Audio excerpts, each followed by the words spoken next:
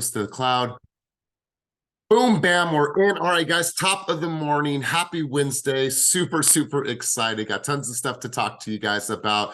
But just coming to you excited, full of energy as always, and very, very grateful for this moment. I just wanted to be a reminder. I want to be a mirror, as Blessing had spoke about on Monday. Allow me to just remind everybody on this call how dope you are, how amazing you are, how beautiful you are, how much talent you have, and how much opportunity you have to go and change your life, change the lives of others, and go and impact and make an imprint on society. You all have that opportunity, no matter if you're starting out, if you're up and comer, or if you're a top producer on this call. Every single one of us have an opportunity to make an imprint on society. How will you choose to do that in the coming years is completely up to you. But I'll tell you what, you guys, I know millionaires right now that were not millionaires 2 years ago. I know people that are speaking on stages right now that were not speaking on stages 2 years ago, and they're creating a life of abundance for themselves. So anything is possible in this game. You guys are public figures, so wherever you choose to go, that path is ultimately on your shoulders. But I'm just glad that you're here. Just want to remind you of how dope you are and how amazing I think that you guys are. And that's the sentiment that I wanted to start out the day. So let's do this. I'm going to go over to our boy, Otis White. I'm going to turn the mic over to you. I'm looking forward to seeing you this week, rapping with you this week. And so Otis White, let's have you take the team out on the field on this beautiful, beautiful Wednesday morning. Let's go. Woo, it's been a while since I did this. Thank you. Hard is coming, very heavy. Yesterday, I just want to send a special shout out to everybody on the team that reached out in kind words. You guys are amazing.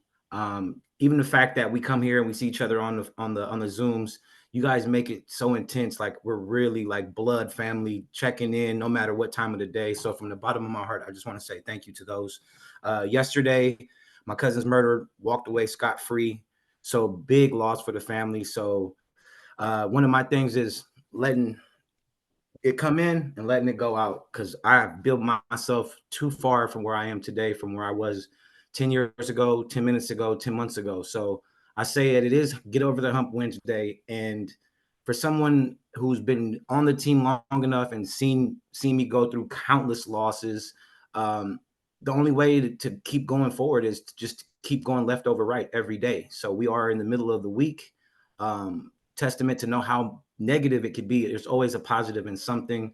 So get out there, buckle that chin strap, no matter what comes through, smash through that fucking wall and say you won't be stopped. So let's get it today, guys. Man, you know what? My heart goes out to you and to your family and everything that you guys have been through over the last few years. But you know, no matter what, man, like you still continue to show up. You talk about the things that you're feeling, you're going through. And so I just have a lot of respect for you to be able to be vulnerable in the times when it's the hardest. And when there's times that probably as a human being that you just want to go and just crawl into a dark room and like not even talk to anybody, but you still show face. You're still have to be an active father. You have to be an active businessman, and you're still out in the community doing your thing, bro. So, hey, man, in the face of adversity, we find ourselves. And I remember one of my mentors told me that long time ago, that in the face of adversity, we find ourselves. So in the midst of the hardest things that we're going to go through in our life, it's going to push us and it's going to test us. So my man, I appreciate you being on, always speaking truth and being here. So let's go, you guys. We've got a lot of stuff to talk about right now. What's going on in the local market, as well as what's happening nationally. I'm going to call on some of our guests on the line today because we do have lenders on the line today. And I want to hear from them, the vantage points, what's happening in the market, what's impacting rates, all the things that we always talk about on Wednesdays. But what I want you guys to do right now is I want you to pick a certain area. And when we talk about like conditions, the market, the flow, what's happening in certain markets, I want you guys to pick a market, whether it's Berkeley, whether it is Antioch, whether it is Walnut Creek, whether it is Cameron Park, wherever you serve. I want you just to run your comps for the last 60 to 90 days. And I want this to be a practice all the time. Just run your comps. Do a single family residence for 1,200 to 2,000 square foot price point. Set that price point, not too crazy. And then just run a search for 60 days back and see what homes have sold and what homes are pending. I want you to look at that data. And I want you to, if you have Bay East Association Realtors or if you have Bridge, you're able to look at the number of offers. And we've said this time and time again, but here's what I want you to do is I want you to look at that. And I want you to do a couple things. First off, look at the data, understand the data at a high level and say, how can I communicate this with buyers and sellers in this market? But two, look at that as an opportunity to be inspired that, hey, if all of these sellers are still putting their house on the market, getting multiple offers, going over asking, then I just have to find those sellers that are still motivated to sell despite. Also, all the people that got in contract in these neighborhoods, they were able to find the home. They were able to beat out multiple offers. They were able to get their offer accepted. So whatever that is. So you guys can look at this and say, you know what? I'm going to be humble and I'm just going to call some of these agents. I'm going to be like, yo, what's up, Dominique? I noticed that you just got into contract on 123 Main Street. Just wanted to get a quick idea of what you were seeing, what the traffic was like, what your offer was like. That way I can make sure that I present the best offer on behalf of my consumer. Like, start asking the questions, because if they're getting the contract consistently, then it's possible for you as well. So I've just pulled up some basic comps here. I'm going to show this to you guys so you can see. I was looking at your numbers right now, so excuse me, Otis, but let's go here. All right, so I just ran this, and you guys can run this any way that you want. I just did very, very loose, let's call these dirty comps. I put all sold in Berkeley, and now obviously you have pocket neighborhoods in Berkeley, so I just ran some basic numbers. And if you guys want to refine your search, but I'm just doing this for a general purpose, for a general conversation. Now I want you guys to dive deeper into the data. Now, all sold, Berkeley, 750,000 to 2 million. That's a pretty big window. I just simply hit detached. And I said, okay, what's going on here? 3-bedroom, 5-bath maximum. Square foot of 1,500 to 2,500. It's only 1,000 difference, so I didn't want to go too crazy. Days back was 60 days back. All I wanted to see is what is happening in that market, and I'm just going to say search here. You guys needed to do this for every single one of the areas that you want to serve, the areas you want to door knock, the opportunities for you to go knock for listings, to talk to your buyers about the demand, what they're up against. If you look at this, and I'm just looking at over the last 60 days, look at the number of offers that were on all of these homes: 6, 3, 5, 4, 5, 5, 5. So obviously Berkeley is an anomaly because it's always going to be a high desirable area. But I want you to look at the list price, the sales price, and start looking at these and start calculating that. Okay, this was 7% over. This was 9% over. This was 10% over. 1.3 sold at 1.5. 1.5 sold at 1.5, 1.599, this was a little bit lower. Like, sit here and write out the averages for every single one of these. 1.3 sold at 1.8, 1.3 sold at 1.8, 1.3 sold at 1.8, 1.2 sold at 1.8, 1.6 sold at 1.8, 1.3. You guys get the point here. So when we say that there's not inventory, when we say that there's not opportunities, well, 23 homeowners just sold their house in the last 60 days, and each of those had multiple offers. Well, most of them had multiple offers, and each of those homes went well over, most of those homes went well over asking price.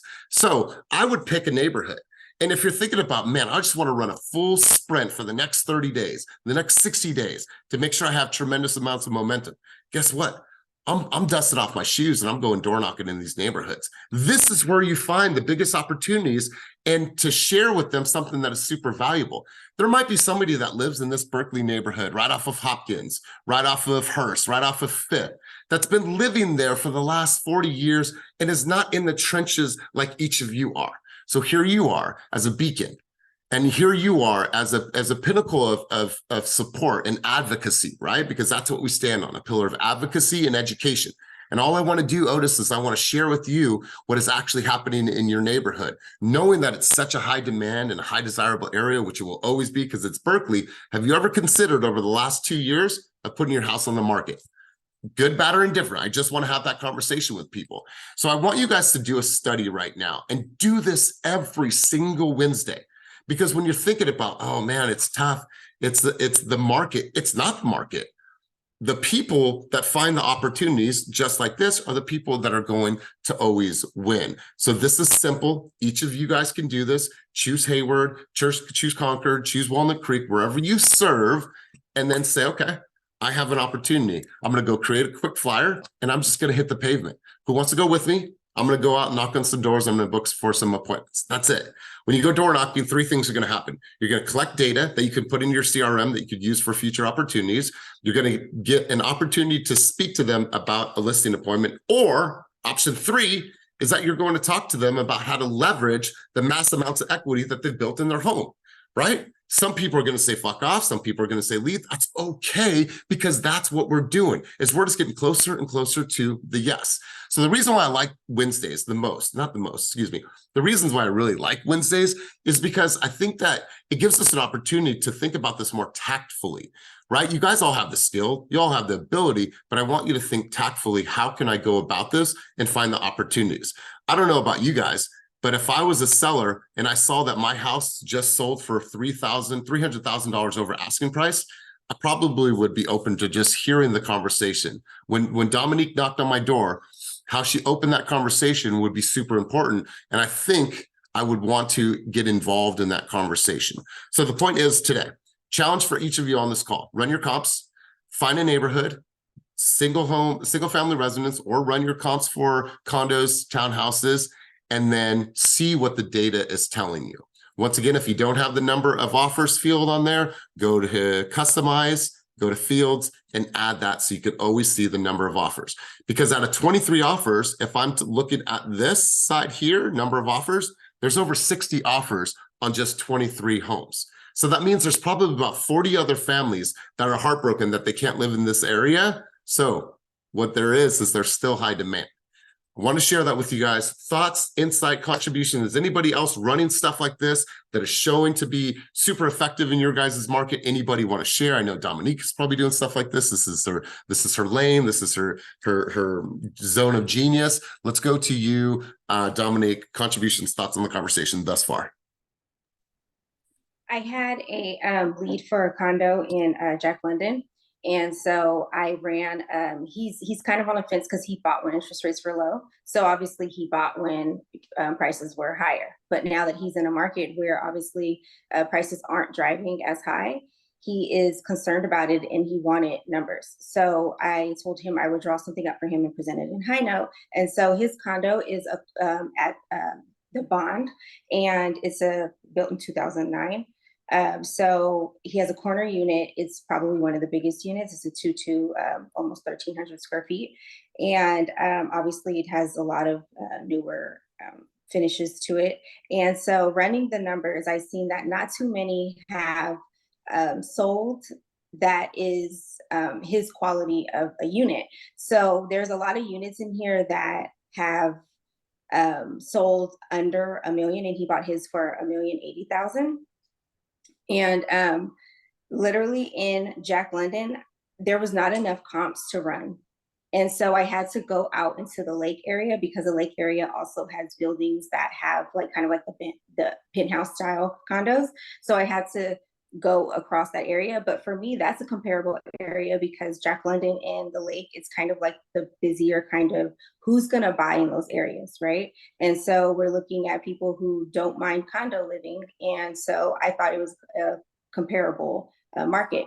So here we're finding that list price and sale price, things are going under. Within the last month, from a range of Jack London all the way to Lake Merritt, with a criteria of 1,000 square feet to 1,400 square feet, about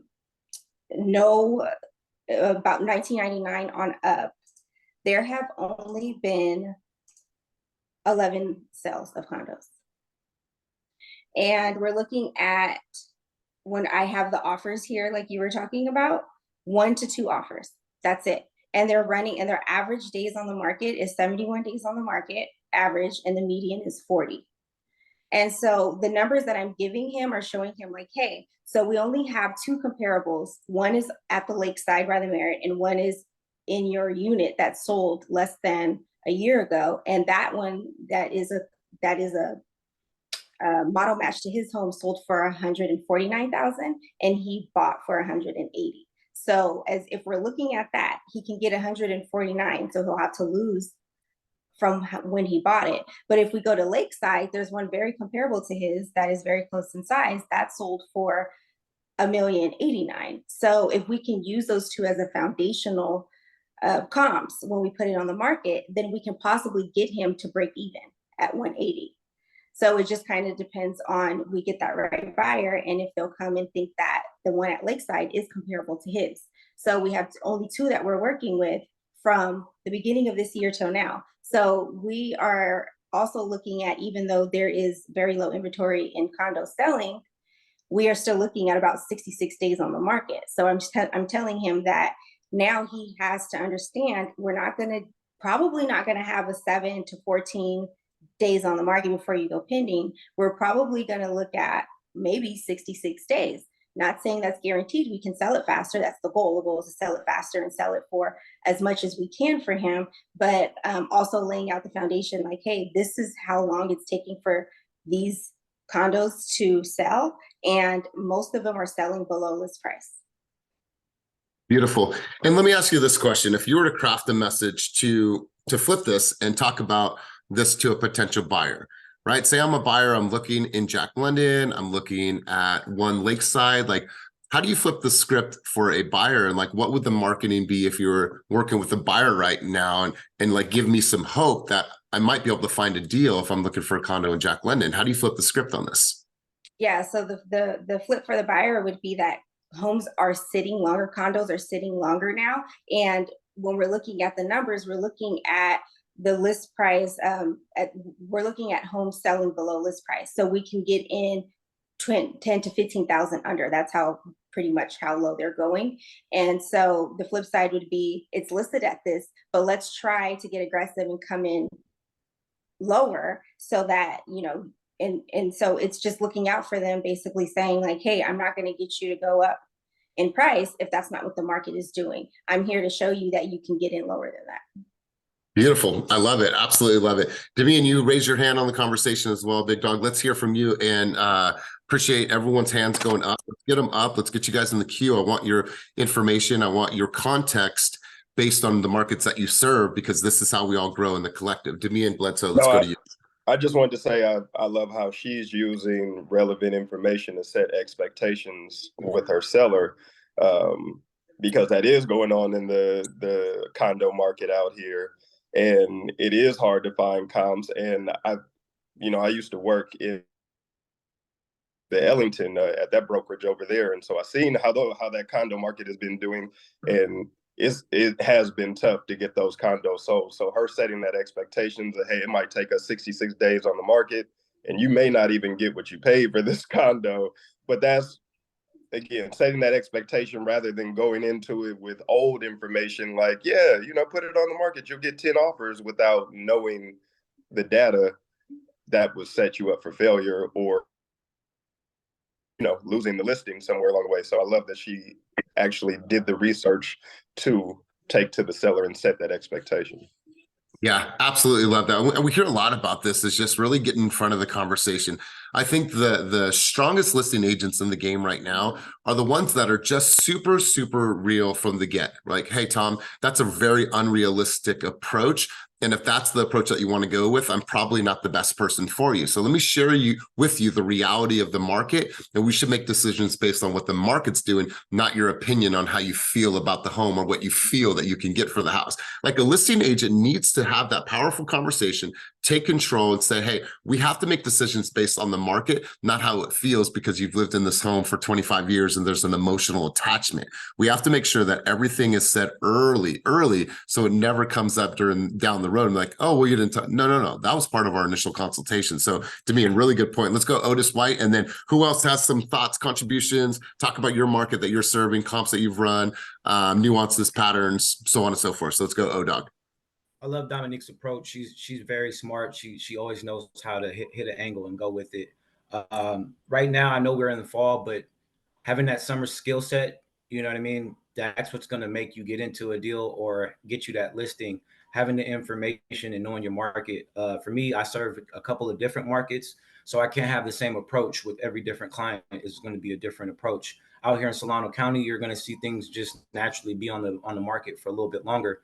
On the buying side, for me, I eat that shit up. I'm a beast when it comes to negotiations. I'm going to hit you, Elias. You've been on for 30 days. Rates are still going to keep going up where we're at. We're on the difference of just, I'm asking you just for closing costs. I don't care what's wrong with the house. Just having a rebuttal for not only your clients, but for listing agents and the buying agents on both sides. As well versed as you are in communication is how far the deal is going to go. Me and Alejandra have had a client that we just got into. We had wrote an offer. We didn't get into contract. Excuse me. We've been working with her for over a year. She was the typical buyer. I'm waiting on a big cash out. Thought it was bullshit. She got the cash out, worked on her husband's and her credit. Just got a $15 raise, which boosted us from 650 up to 725. So we were looking at shitty houses with pretty much super TLC or lots of renovations. That 75 put us up, but we put 75,000 over asking, and we still fucking lost this past weekend. So knowing about it, having great conversation. I pick up the phone and I call listing agents. I don't text. I don't email. You can kind of play on some strings. We were like dead in the middle, but with that conversation I had with the listing agent, not only did I win rapport with her, I try to plug in on the seller as well, who was a fourth generation as well as mine, and trying to play on those strings like, hey, they don't want to get pushed out. We've been trying for months. You know, we are just right here. We cannot change this in our terms, but we remove this. We'll remove inspections and remove our loan, but we have to keep the appraisal. So just knowing a range of that you can keep them focused on so they don't lose it or get buyer's fatigue, because you're going to catch some L's coming this fall. If you ain't caught some now, going to have to learn how to repivot. So that communication of being nice to that listing agent. 2 days later, she calls me and, hey, you're such a good agent. I've trained so many people. This is a house that I have on coming up, and I haven't told anybody, but you're buyers. Let's say we can do something off market. I'm trying to work something right now, just off of a phone call. So Love it. Just anything that you could do that you think can bring relevance to your clients, do them. Do your homework. That's what's going to save you into getting you into some escrows this holidays, because everybody in that family is going to need it, including them kids when it comes. That's right. That's right. Because think about this, you guys, and I really appreciate your dialogue at a high level. Think about for the next 30 days. So the next 30 days is going to be a really big push to make sure that you have those holiday escrows. Well, when we get to November, when we get to December, especially, what are most consumers going to say? What's probably the biggest objection that most people are going to hear in the month of, let's say, December and late November? What's the biggest objection you think that you're going to hear from most consumers? So just take yourself off mute and answer that question. What's the biggest after the holidays? Say again? I want to wait until after the holidays. Yeah, you guys. So listen, if you can get in front of that, practice now, study now, know your data, know your markets, know the inventory, and why, and have a solid answer to why that is not a good choice for them, because of obviously the floodgate, the people, more people in the market's going to drive up prices. We know that, but understand that, because we know that that's coming. And so here's what I want to do. I want to pause really quick. I want to share a video with you. And this is an example of what to do with information that you gather from here, other resources, as well as what's in Slack. If you're in our Slack channel, if you're a team member, here's an example of how you can take this data and give it even more shelf life. And Vernon, I'm going to put you on the spot, big dog. Hopefully I can get some sound on this. If the sound is not good, it's okay. I want you guys to go back and watch it. But Vernon attends coaching. He reads, he studies, just like you guys do. Well, he took it to the next level. He said, you know what? I'm going to make a video out of things that I've been able to learn over the last couple of months on my own, through my people, through my experience, and putting tons and tons of escrows on the board.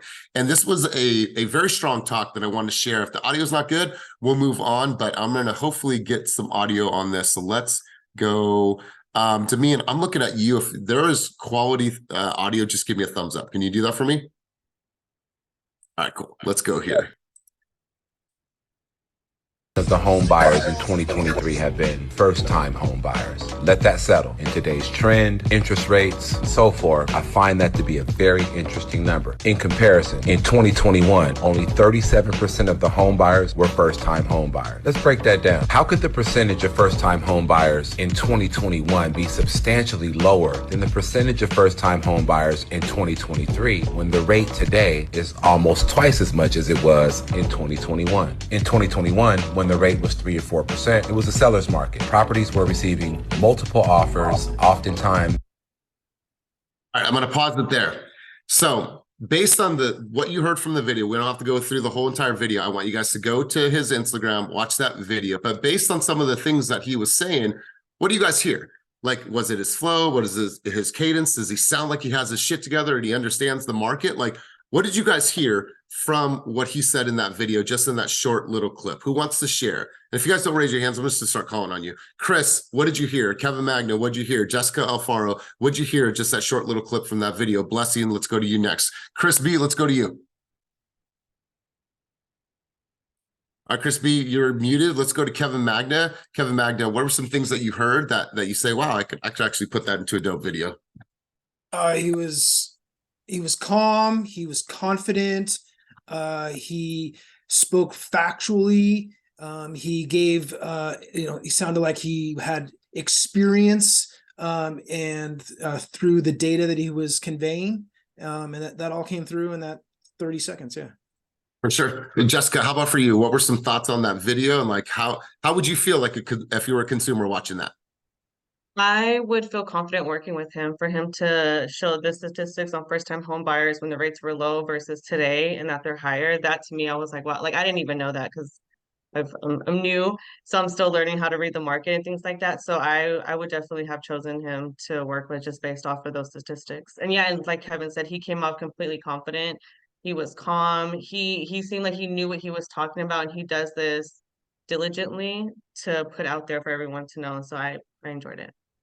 You guys, and Blessing, I'm going to come to you in just a second, but this is mind share, right? If I'm a shopper, if I'm a first-time home buyer and I'm so nervous and I'm so trepidatious, and they said, well, check out a couple of these realtors, right? If I go to one person's page and I don't see anything, I don't get a sense of who they are, I can't hear how they speak, I don't get to see their face, I don't get to hear how they communicate or how they actually share information about the reality of the market, and I can't feel a sense of safety with that person, guess what? I'm going to keep looking until all those boxes are marked off. And now I feel a sense of a connection with this person, and I may not have even met that person. I might just save that for future reference and be like, yo, I'm going to go back to that guy, Vernon, because he dropped some game in a way that I understood in his own words. And so I really appreciate that, Jessica. Blessing, let's go to you. You had your hand up, and then I'll go to one other person to get some thoughts and some insight. I'll go to Ryan Fong next, but Blessing, contributions.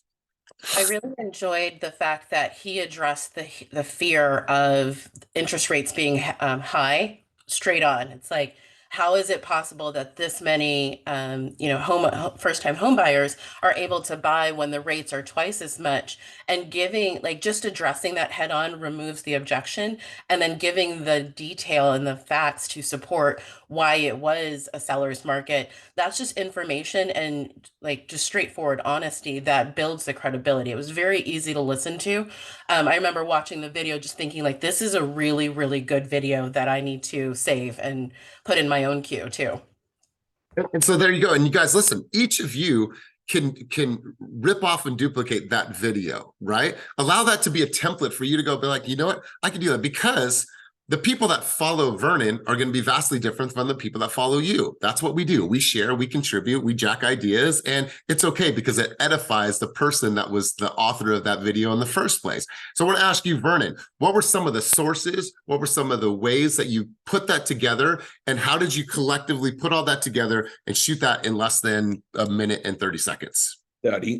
Study, read. There was an article that was put out by a Zillow economist last week.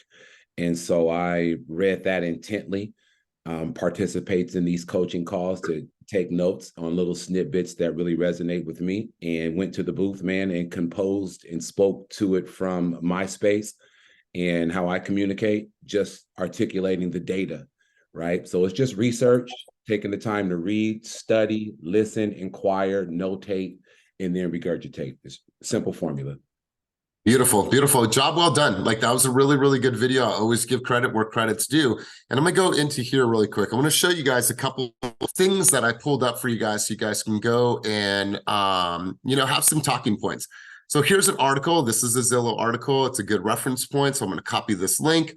I'm going to put this in the chat here, and I'm going to paste this. That way you guys have it in case you're not in our Slack. So the fall housing market outlook, cooling quickly. Now, this is a national average. And so what you'll find here in this report, it states that we saw a decrease of 9.2% in houses that were dropping prices and price adjustments. So it's the lowest decrease since 2019. However, when you look at reports like this and you pull your comps, it's not really applicable to every single market.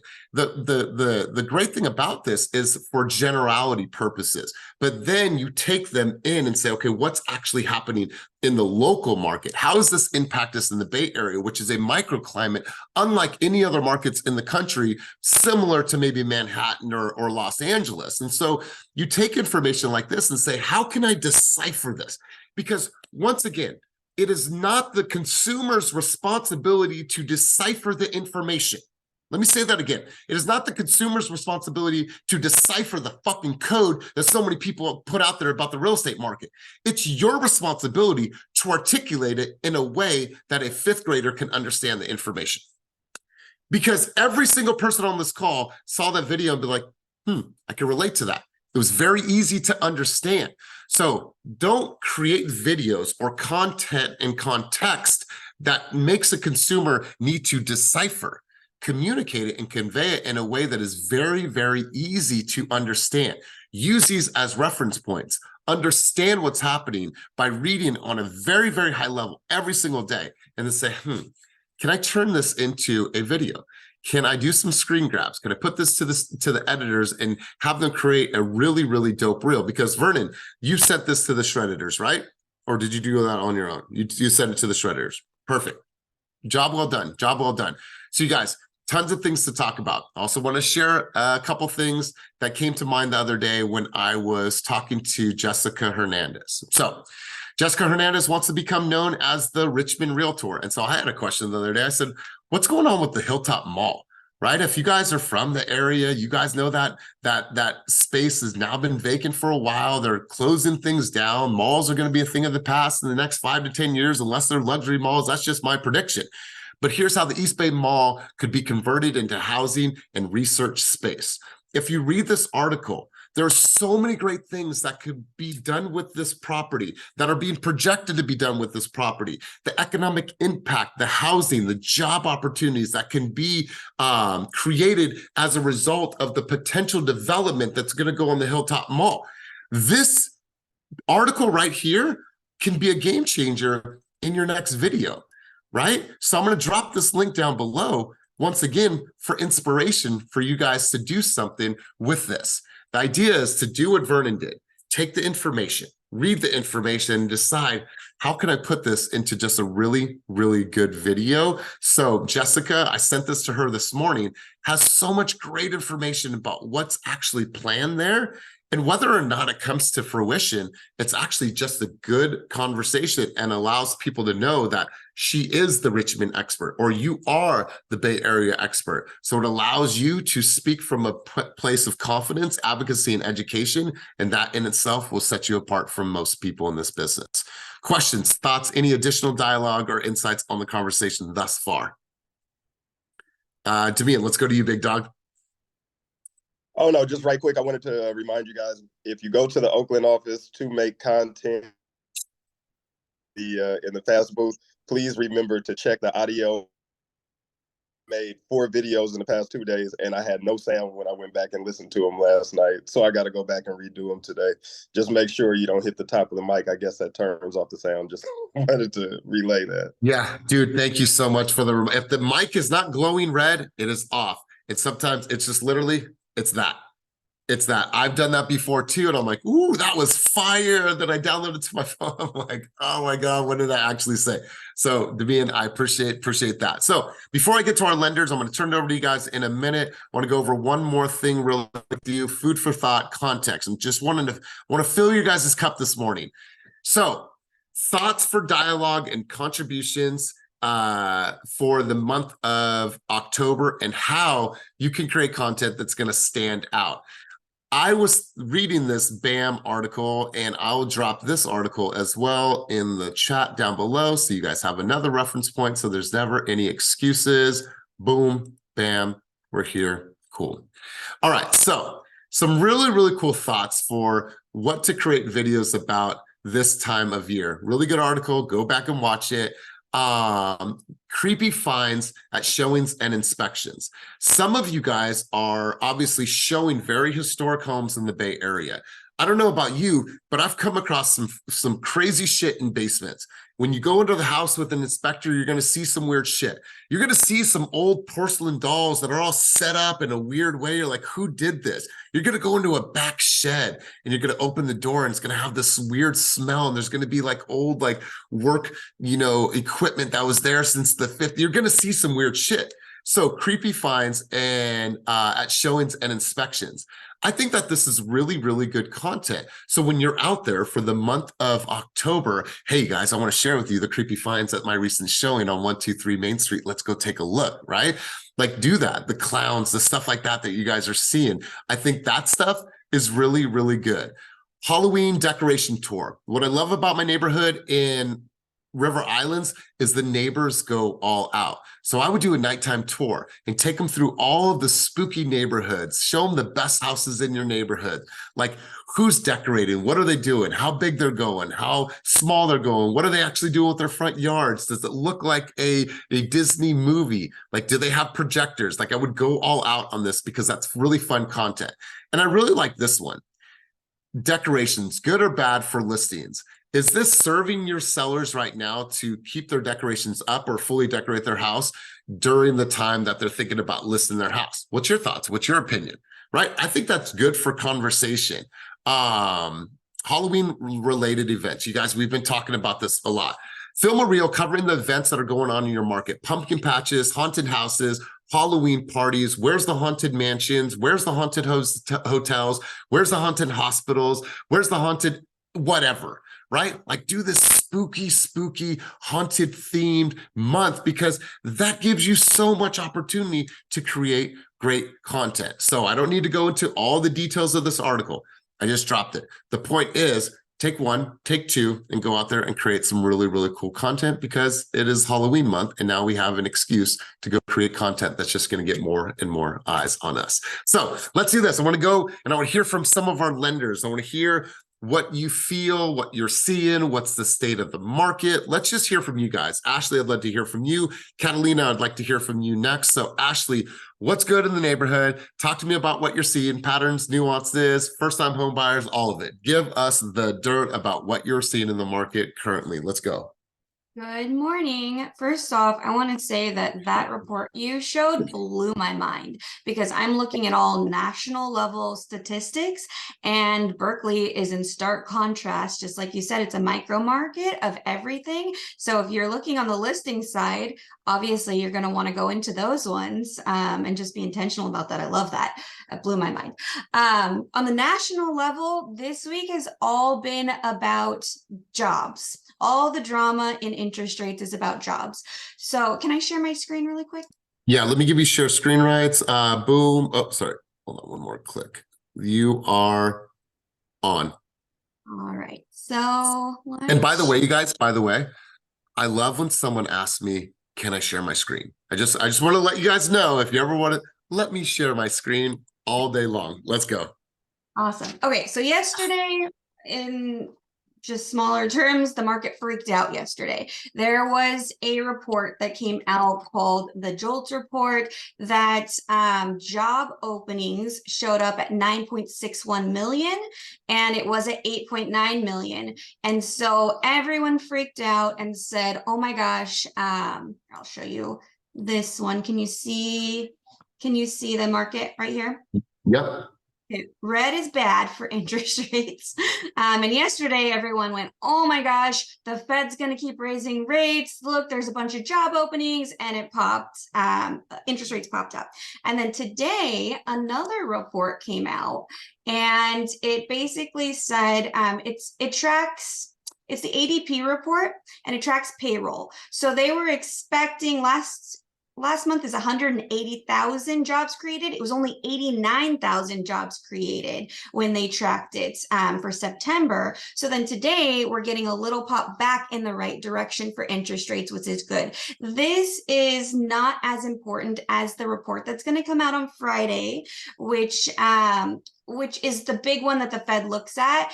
And just remember, they put a lot of money into the economy during COVID. So what they're trying to do is take it all back out. And again, we don't want to be on the side that's voting for the job market to break, but that is what the Fed's trying to do. So if we have lower numbers on the BLS report that comes out on Friday, then interest rates are going to get better. And if they are not, then they're going to stay the same, or that's gonna guide what's gonna happen. So as you can see here, we're breaking some important barriers here, meaning that interest rates are higher historically than they've been for a long time. And so this Friday is either going to double down on that, or it's going to send us back in a better direction, which is what we are all hoping. And then just quickly, I will show you on a national level. It did come in that the MBA released that their mortgage application data for last week, and they showed purchases fell 6%, which is down 22% year over year. So the mortgage applications are down 22% year over year, which I believe was the lowest levels. I don't remember the year, but for a long time. So on a micro level, like you were showing in Berkeley, that doesn't apply. And so that's why it's so important to do your research, because if we're just out here telling everybody, oh, hey, mortgage applications are down, let's ask for credits everywhere, and you're doing that in Berkeley without your research, you're guiding people in the completely wrong direction. But if you're looking in Solano or somewhere like on a condo where it's been sitting there for 60 days, you really want to highlight on the listing side, like Christina said last week, put it in the MLS. We're open to 2-1 buy downs. And for buyers, they don't speak interest rate. Just say, hey, I can get you a lower payment than you think. We don't need to wait for interest rates to come down. Look at this market right now. Homes are sitting forever. Let's go ask them for a 2-1 buy down, get your mortgage payment down, get a better price on a house. I was just talking to an agent yesterday that got a price reduction and a $12,500 credit on a house. So if we're leveraging it in the right places, we can really do amazing things for our buyers. And that's the conversation I'm having when buyers are asking me, well, how's the market? I heard interest rates are high. I'm like, for you, this is an amazing market. This is where our time to leverage. Now, if they're shopping in Berkeley, I'm not saying that, but if they're shopping in other places, I'm saying this is the time. We have a bubble. If they do start to cut rates next year, we don't have this bubble anymore, this little space anymore to be competitive. But right now we can leverage your offer and we can be really competitive and get you a great deal. Wow. I mean, well said. Well said. Let's go. Let's stop your share.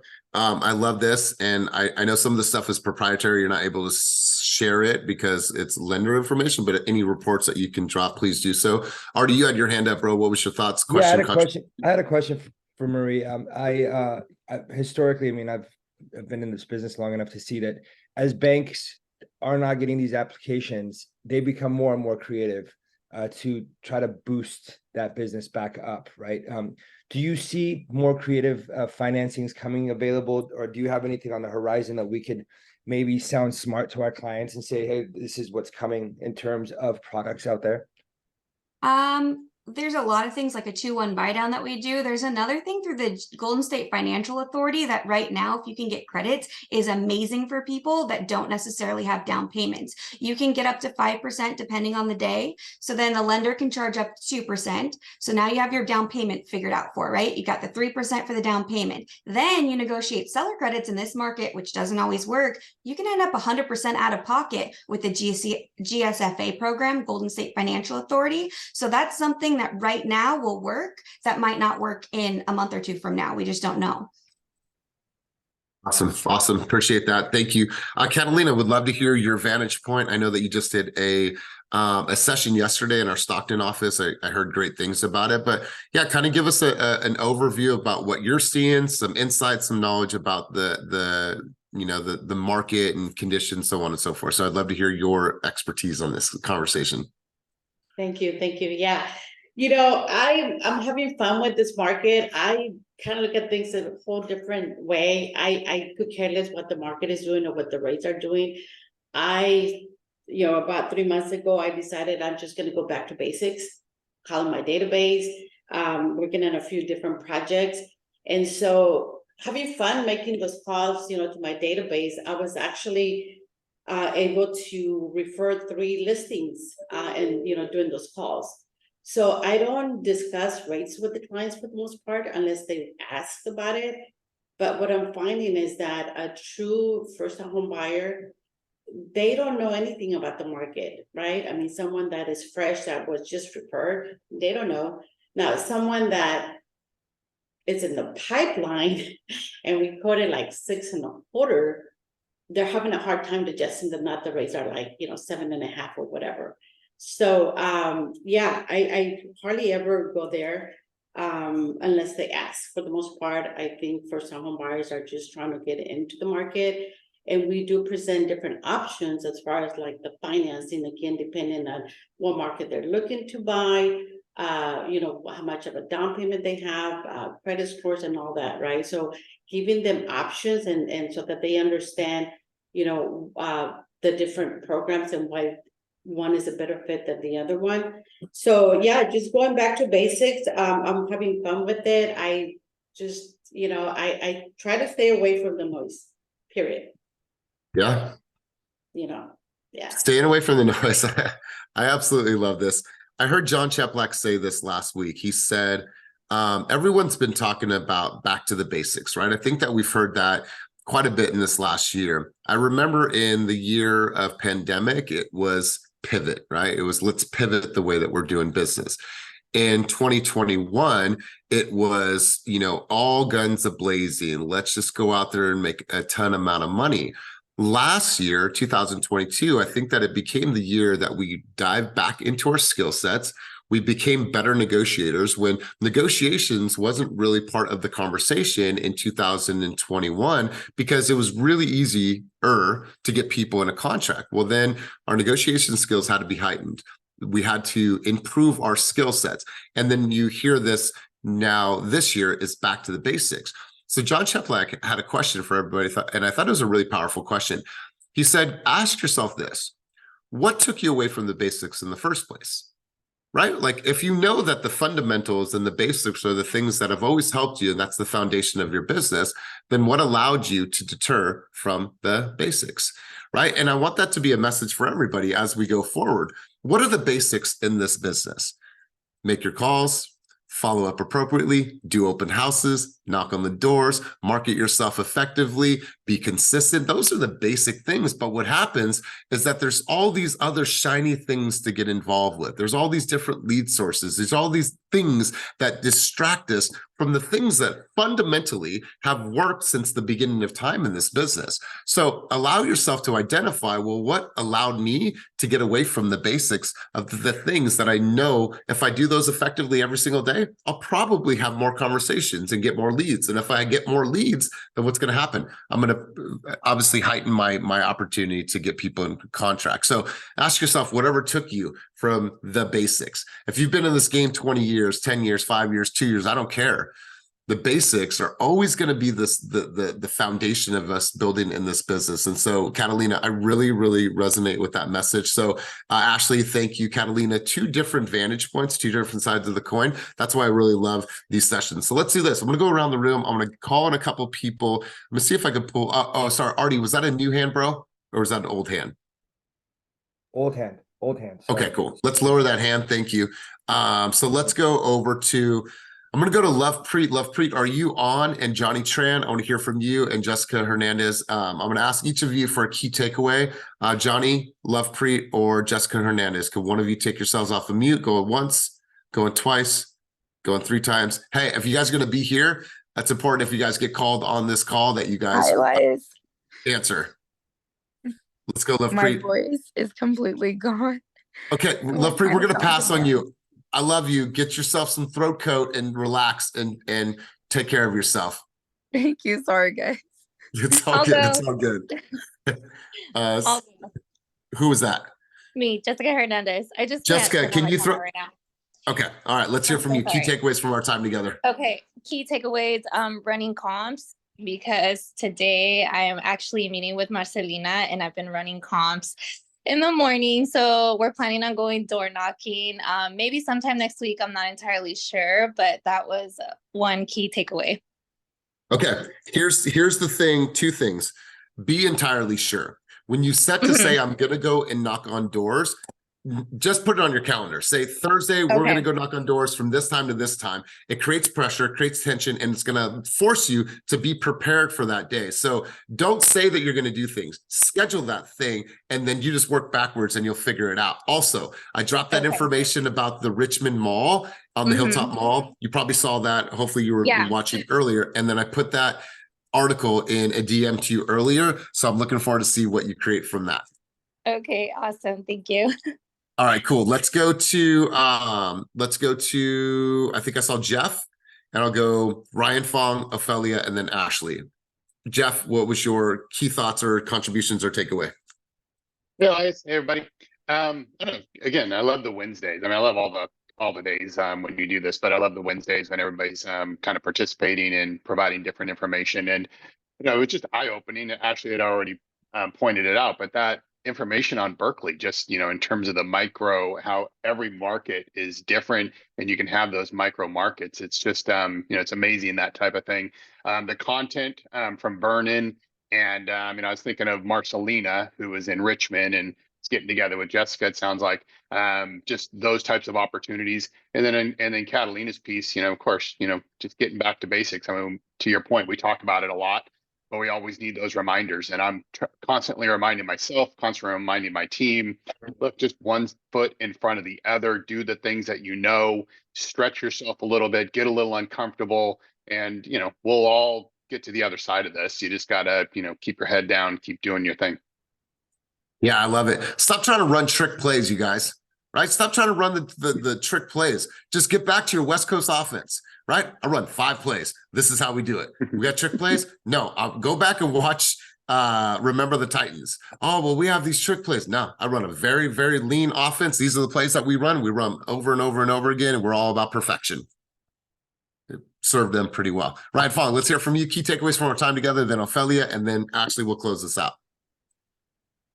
2 key takeaways. One of them, create content that is easily, so that way the consumer can easily understand the difficult data that we have to interpret. And then the other one is knowing exactly what's going on in certain neighborhoods that I'm working. So that way I can speak on the information, like the number of offers on homes, number of buyers who didn't get their offers accepted, just to inform those that might not have even thought about buying or selling. Totally. Absolutely. That data is going to win as long as you leverage that data and you convey it in a way that is easy for people to understand. Napkin presentation. If you're able to napkin presentation the state of the market and explain supply and demand, then you're going to win every single time. We convolute things, right? Because we're really smart. We're listening to the data. We're watching. We're comprehending at a very high level. We make shit confusing sometimes for consumers. So Ryan, I love that takeaway. Let's go Ophelia, and then we'll go Ashley, and then we'll go Artie. So go ahead, Ophelia. All right. Hi, good morning. So I really like Dominique's approach. She's always very thorough with all of her comps. And right now, as I'm in this listing and replacement property, the issue of comps is very important in both sides. Well, not so much on the replacement side, because we came in under. We offered 20,000 less, 10,000 under, and a 10,000 credit. However, on the flip side, we upped up the price, and I said, now, because he did not want to return a credit so high, I said, now here's the thing, our comps are here. There's going to be a big chance that appraiser is going to knock it down, and what are we going to do about it? And so having these expectations already, having these numbers, the numbers don't lie. I'm just the messenger, but the numbers speak loud. So I really love Dominique's approach. It's just further confirmation. And then my man Vernon, just love him. He is so wealthy up here, and the way he articulates is just beautiful. So I picked from him. I try to see how I can get that into my weekly scheduling of videos, but my goodness, it's just a matter of, like you said, put it on the calendar, get it done. Like this event, we put it on the calendar, and it's getting there. It's like pressure's intensifying, but I'm getting stuff done. So I love this. Here's what I'm thinking, you guys. If I was to do if I was to do a comp competition, meaning we'll take a subject property and we'll all go in groups of 2 and we'll all go create our comps, and then we'll come back in the room and we'll all present our opinion of value based on the comps that we ran. How many people would get involved in that conversation? It's like a comp competition, right? Okay, Dominique, okay, where I give everyone else a chance to win, but I should probably see everyone's hands going up, so I'll just guess that everyone's hands are going up. But I think we should do a comp competition. Now, let me schedule that for when I get back from Bali, but I think we should do it in person. Yeah, I think we should do that. I think that would be a lot of fun. Comp competition, because all of you guys want to get more listings. I think that it's important that you understand, because a lot of times people get fearful of actually running the right comps. They go over major highways. They're not doing 20% under, 20% over. They're not looking at like kind. They're taking in properties that are 20,000 square foot lot when the subject property is 5,000. They're not looking at the comps in a way that they need to, and they're not going in on the right price. So let's do a comp competition, and we have to close out the session. So Artie, Ashley, I know that you have good shit to say, but I do have to close out the session and respect everybody's time. So you guys, go out there, take some action today. Here's what I want for every single buddy on this call, every single person on this call. Just do one thing today. Don't close it out and be like, hey, that was good. Like, hey, share. Hey guys, I want to share with you a couple key takeaways that I took from our group coaching call today. Cool, like that's powerful stuff. And if we continue to do that and share that with the masses, then this room continues to grow. We continue to get new faces, new identities in here. So you guys do that. Is it someone's birthday? Sorry. Is it Jeff? Happy birthday, big guy. Wishing you around the sun ever, bro. Happy birthday to you. Thank you for being here of our world. So you guys, I must go. But as always, keep it moving towards your dreams, goals, and vision, and get out there and do one thing today that is going to move your business forward. Have a wonderful, wonderful day. Peace. Peace.